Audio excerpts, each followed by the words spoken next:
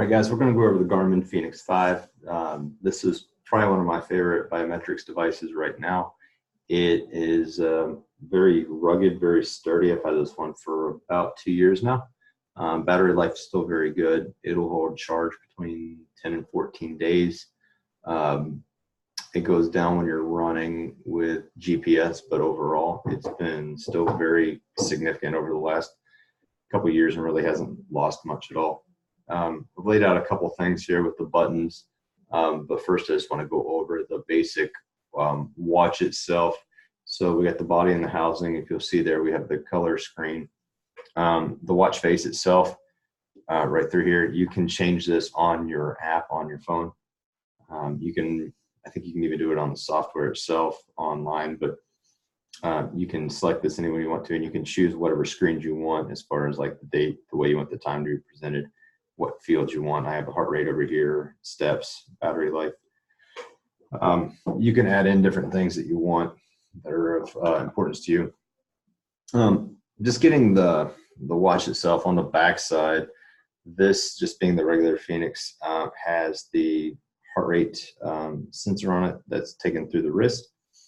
It also has built in a barometer, temperature gauge, and then on top of that, it's got GPS from a couple different systems. So it's got a lot of information packed into the distance here. This is your charging port right through there. I'm sure you guys are familiar with that. That can either go into the computer or into a little cube into the wall. One of the things, it's going to be a little bit difficult to see with the clips here, but these have these quick release clips, and so you can see it right there a little bit easier. You're just basically going to pull that up and it slides right off. And then to reattach it, you're just going to go and click it right back in. Real easy to get both those on and off. I'm actually going to go and take these off for the rest of the video so that it makes it a little bit easier to handle as we're laying down here. You'll see there's going to be 5 buttons on this device. There's the select. It's also the start stop. We have the back button. If you don't know what to do, always hit that back button. The upper side over here is going to be your light. You have your menu button, and then you have the down menu button. With this, especially like when you're scoring stress levels and want to know your overall health, I always like to start the activity. So we're going to want to start with this button here. Let me show you what I did again. Start with that button there. So if you're going to do an activity, make sure you start your watch and make sure you're going to stop it right, when you're doing it. So you hit that button over there, and then you can scroll down. This is what you've selected in your favorites. You can do that on your app, and you can put them in any order. Here's the ones that I typically use the most, and then there's other ones right through here that are in the menu, but I don't really get to these too often, so they're not at the very top. And if you saw right here, there's going to be one that said like sauna or other. You can actually go into that one, hit this other, go back over, hit select, and then you can add in the parameters if it's golf or snowboarding or one of these other ones, or you can go to the bottom and I believe you can create your own. And then I'm just hitting the back button to get right through there. So if I were going to start an exercise, I would hit this. I would hit the select again. And then you hit one more time and you see the green arrow, and that's going to mean you're going. Same time, you're going to hit this again, stop it. If you're done with your workout and you want to save it, it'll preload the screen. In this case, I don't want to do anything with it, so I'm just going to discard it, and then I'm going to hit the select button again. It takes a couple confirmations. There we go.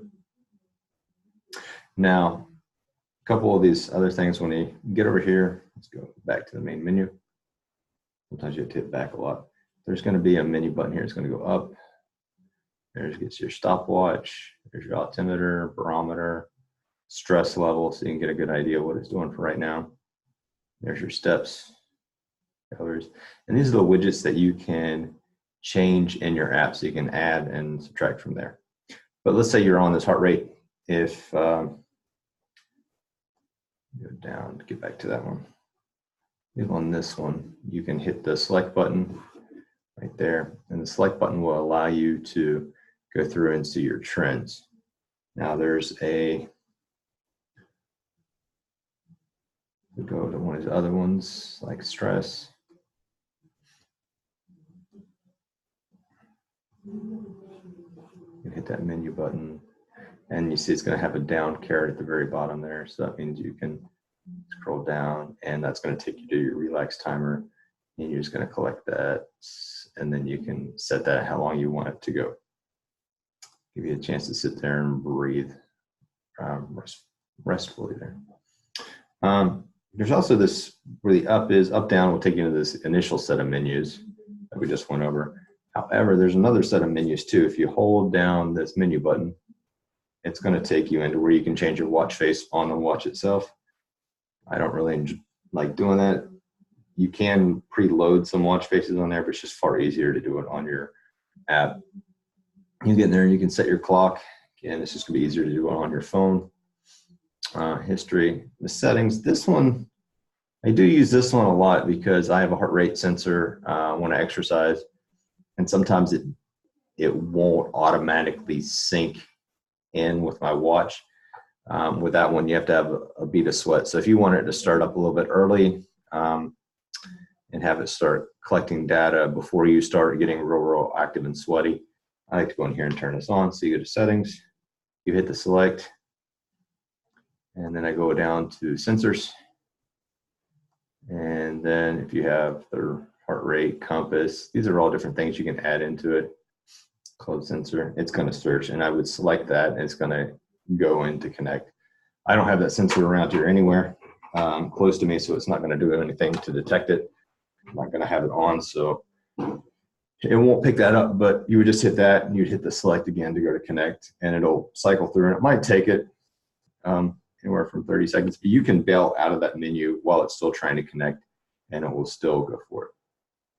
Now, if you have some of the other like lactic acid detecting devices, this will be the same way. You're going to end up getting to it. So you can see there's some other stuff here. We get to the menu, the phone, user profile, group track. Again, a lot of this you can get to it on the watch, but it's far easier to use it on the phone or other software. Now, one thing I do want to show you, when you're in your strength, or let's just say you're down in your say you're doing a trail running. I'm going to start that one. We can go over here and hold this menu button again. And from there, we can navigate down. There's the GPS is ready. And then if you forgot to start up your heart rate sensor, then you can go in there and you can grab it and you can detect it just the same way you did before. I'm going to go back out of this one. And you're going to make sure you want to stop that because I don't really need that data. Here and hit discard.